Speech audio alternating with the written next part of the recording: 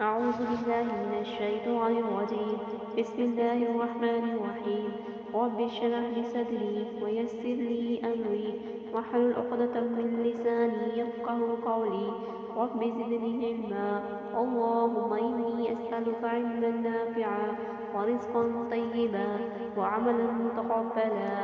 رب يسر ولا تؤسر وتمم بالخير وبك نستعين. آمين يا رب العالمين.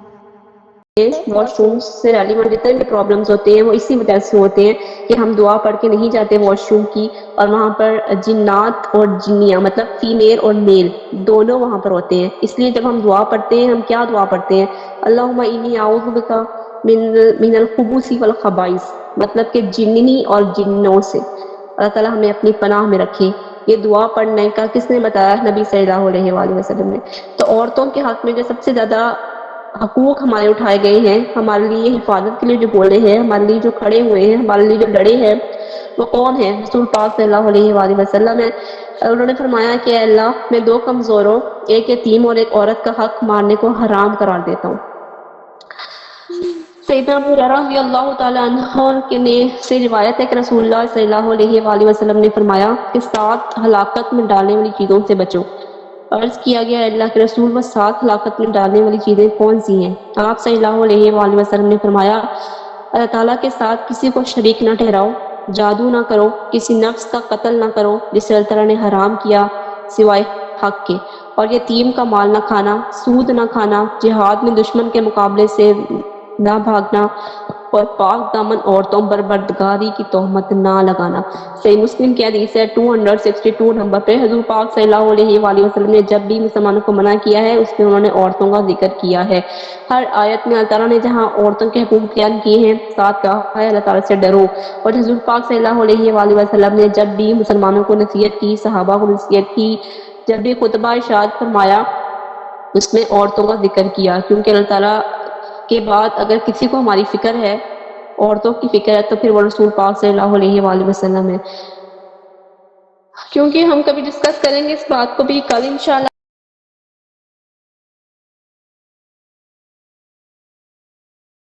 اس طرح کیا کیا نکاح کی صورتیں ہوتی تھی زمانے جاہلیت میں، پھر اس سے سن کر آپ ڈر جائیں. اگر یہ عدت کی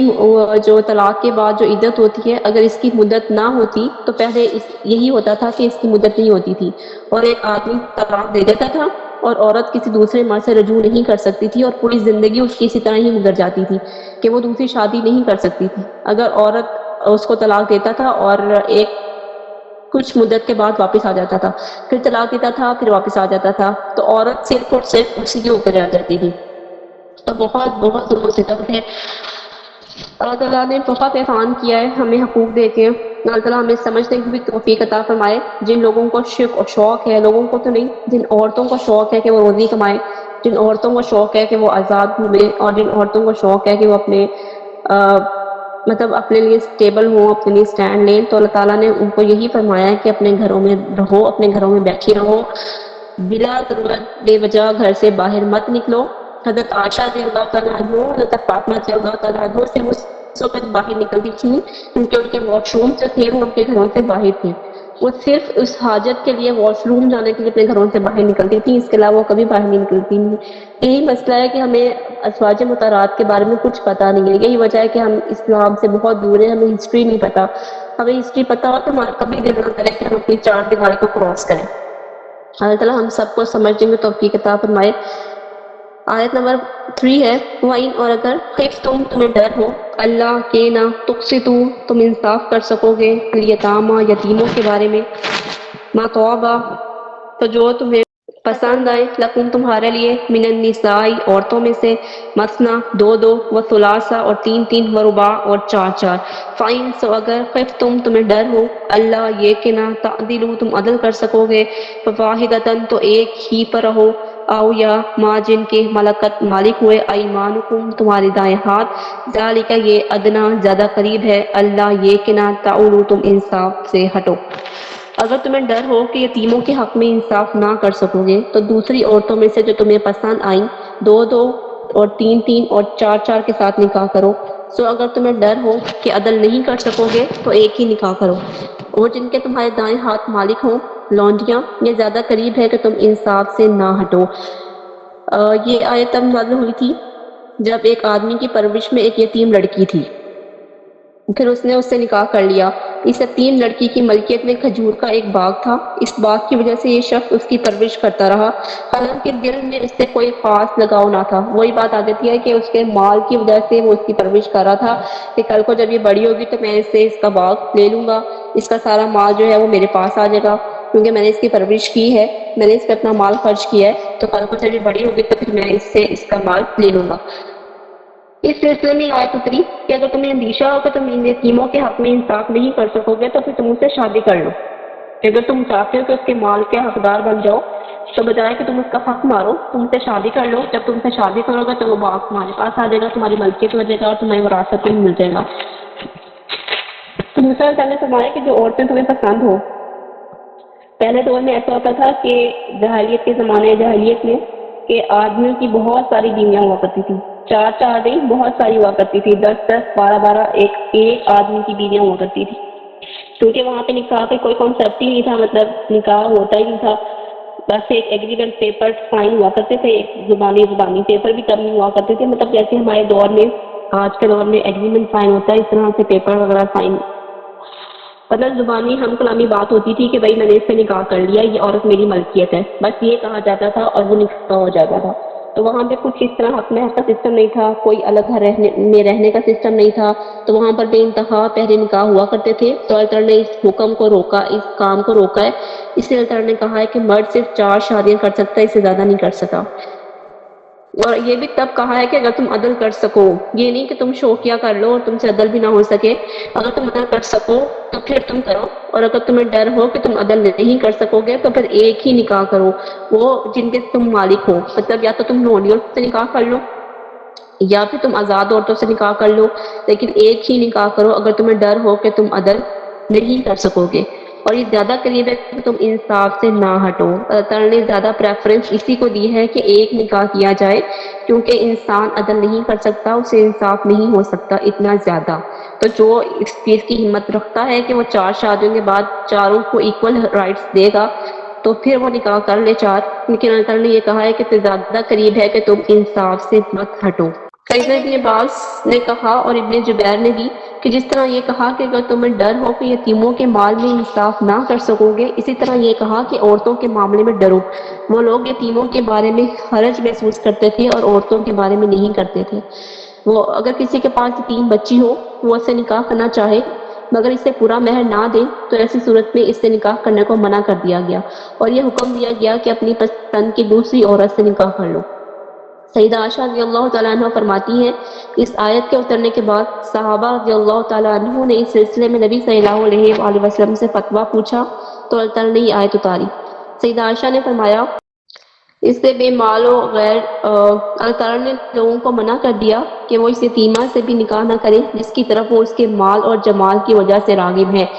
اللہ تعالیٰ نے یہ بھی منع کر دیا کہ اگر تم یتیم کی پرورش کر رہے ہو اور اسے اس نیت سے نکاح کرو کہ اس کا مال تمہارا مال کا حصہ بن جائے، یا تم اس کی طرف اس وجہ سے راغب ہو کہ اس کے مال اور خوبصورتی کی وجہ سے، جب تک کہ مہر میں انصاف کو مد نظر نہ رکھو۔ دوسرا رسول پاک صلی اللہ علیہ وآلہ وسلم جب اسلام لائے تو رسول اللہ صلی اللہ علیہ وآلہ وسلم اور اللہ تعالیٰ کے ایک صحابی تھے، اسلام لانے سے پہلے جو ایک یغلان ثقفی تھے، ان کے پاس 10 بیویاں تھیں،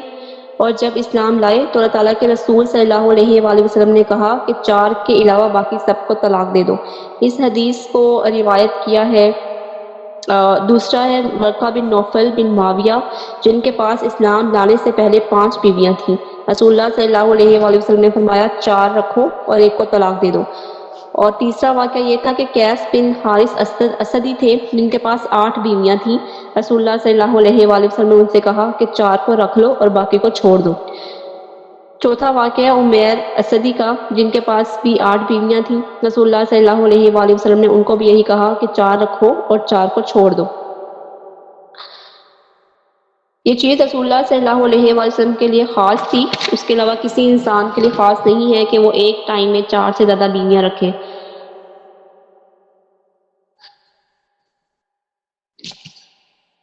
یہ ایسی شرط ہے کہ جس کا تعلق ہر آدمی کے دل سے ہے۔ اگر شادی کرنے والا جانتا ہے کہ وہ انصاف نہیں کر سکے گا تو بہتر یہی ہے کہ ایک بیوی رکھے۔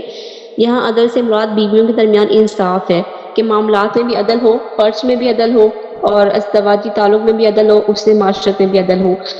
اور ذرا سا بھی اگر آپ ایک کی طرف زیادہ اٹریکٹ ہوتے ہیں، ایک کی طرف زیادہ جھکاؤ کرتے ہیں، تو اللہ تعالیٰ نے اس کی پوچھ گچھ کرنی ہے، کیونکہ اللہ تعالیٰ نے انصاف کے معاملے پہ اللہ تعالیٰ نے اجازت دی ہے کہ اگر انصاف کر سکتے ہو تو کرو، ورنہ مت کرو، ایک پر ہی رہو۔ اگر کوئی شخص اپنے بارے میں ڈرتا ہے کہ وہ انصاف نہیں کر سکے گا تو اسے چاہیے کہ وہ ایک بیوی ہی رکھے۔ اور اس آیت سے یہ بات ہرگز نہیں سمجھ آتی کہ ایک سے زائد بیویاں صرف ناگزیر حالت میں ہی رکھنی چاہیے، اور بغیر ناگزیر حالت کے ایسا کرنا نامناسب اور خطرناک ہے، جیسا کہ بعض لوگوں کا خیال ہے کہ نبی آیت نمبر 4 ہے، وَآتُوا اور دو النساء عورتوں کو صدقاتہن خوش دلی سے ان کا مہر، نحلتاً خوش دلی سے، فَإِن پھر اگر طبنا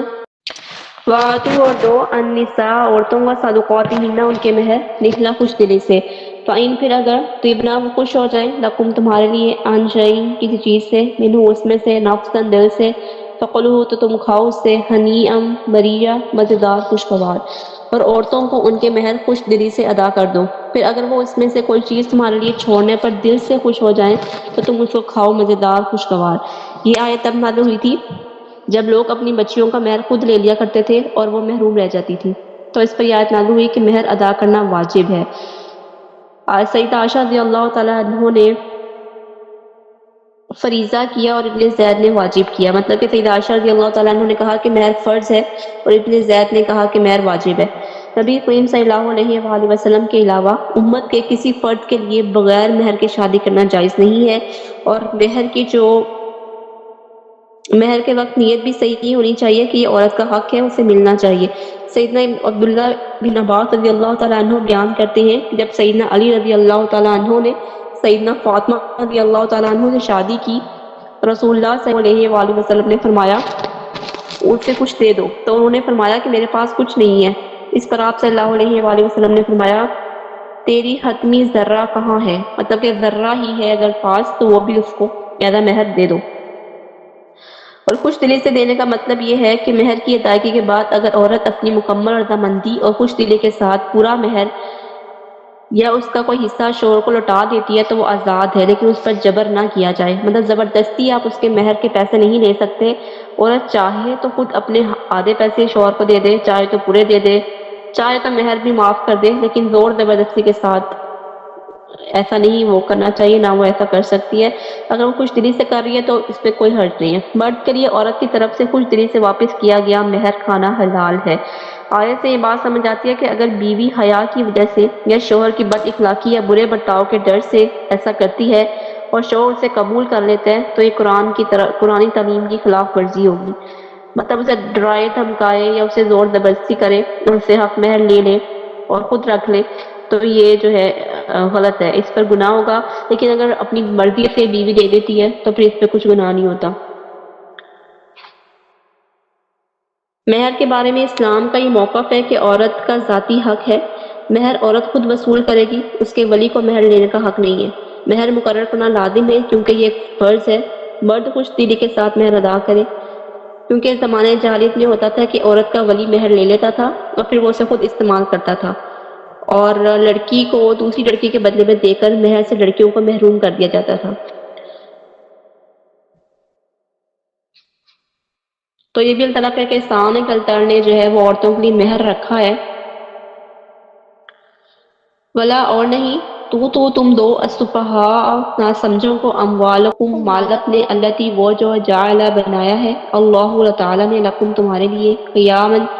قائم رہنے کا ذریعہ، ورزقوہم اور تم کھلاؤ انہیں فیہا اس میں، وکسوہم اور تم پہناؤ، وقولوا اور تم کہو لہم ان کے لیے قولا بات معروفاً بھلی،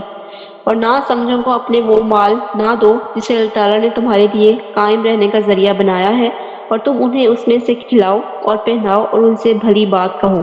کہ ایسا نہیں ہے کہ نابالغ کو آپ اس کی ساری پراپرٹی یا اس کی ساری جائیداد جتنی بنتی ہے اس کو پیسے اس کی نابالغ عمر میں دے دیں، تو اللہ تعالیٰ نے اسے منع فرمایا کہ اگر وہ نہ سمجھ ہے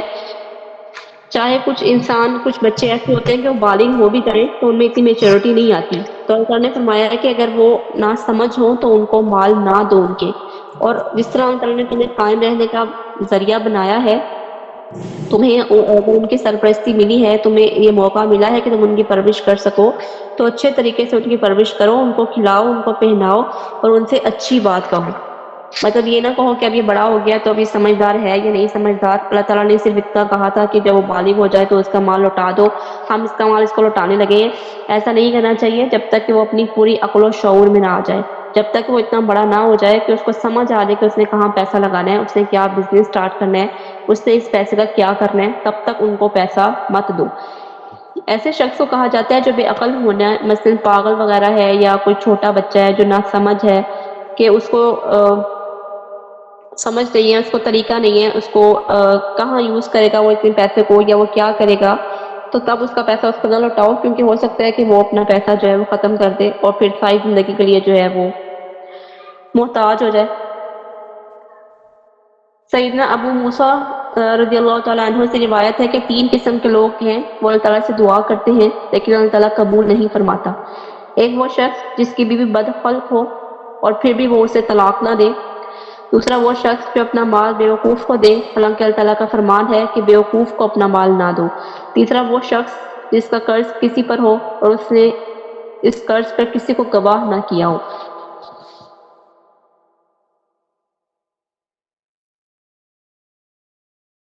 اور تم انہیں کھلاؤ اس میں سے اور پہناؤ بھی۔ اللہ تعالیٰ نے سرپرست کو حکم دیا ہے کہ وہ مال ان بے سمجھ لوگوں کے حوالے نہ کریں، بلکہ وہ اس مال میں سے ان کے کھانے پینے اور کپڑے کا انتظام کریں، جو ان کی دینی اور دنیاوی ضروریات ہیں ان پر خرچ کریں، ان سے اچھی بات کہیں۔ کہ اگر وہ اس بات کی دلیل ہے کہ پاگل، نابالغ اور بے عقل جب مال کے مالک ہوں تو ان پر انہی کے مال میں سے اخراجات کیے جائیں، کیونکہ اللہ تعالیٰ نے فرمایا ہے اس مال میں سے ان کو کھلاتے اور پہناتے رہو۔ یہ اللہ تعالیٰ نے یہاں پر آسانی کی ہے کہ جب یتیم ہے بچہ اور وہ نابالغ ہے تو اپنے مال میں سے کھلاؤ، اپنے مال میں سے پہناؤ، اپنے مال میں سے خرچ کرو۔ لیکن اگر وہ بالغ ہو جاتا ہے، اس کے باوجود بھی وہ عقل و شعور نہیں رکھتا، وہ ناسمجھ ہے، وہ بیوقوف ہے یا مینٹلی طور پر ٹھیک نہیں ہے، تو پھر اس کا ہی مال اسی کے اوپر خرچ کرو۔ یہاں پہ اس چیز کی چھوٹ ہو جاتی ہے کہ اگر وہ بالغ ہو جاتا ہے تو پھر اس کا مال اسی کے اوپر خرچ کیا جائے۔ پھر یہ ضروری نہیں ہے کہ آپ نے اپنا مال ہی خرچ کرنا ہے، پھر جب وہ بالغ ہو جاتا ہے تو پھر آپ اس کا مال اس کے پر خرچ کریں، جب تک کہ وہ صحیح نہیں ہو جاتا، جب تک اسے شعور نہیں آ جاتا، جب تک وہ سمجھ نہیں پاتا صحیح طریقے سے۔ تو اللہ تعالیٰ جو ہے ہم سب کو قرآن پاک سننے، پڑھنے اور پڑھانے اور اس کو سمجھنے کی توفیق عطا فرمائے۔ اللہ تعالیٰ ہم سب کو جو ہے اسی طرح اپنی رحمتوں کے سائے میں رکھے، آمین۔ اور اللہ تعالیٰ نے جس طرح ہمارے لیے اتنی نعمتوں سے نوازا، ہمارے لیے حقوق بتائے، ہمیں اللہ تعالیٰ نے ایک مقام دیا ہے، اللہ تعالیٰ ہمیں جنت الفردوس میں بھی ایک مقام سے نوازے، آمین۔ سبحانک اللہم و بحمدک، نشہد ان لا الہ الا انت، نستغفرک و نتوب الیک۔ السلام علیکم و رحمۃ اللہ وبرکاتہ۔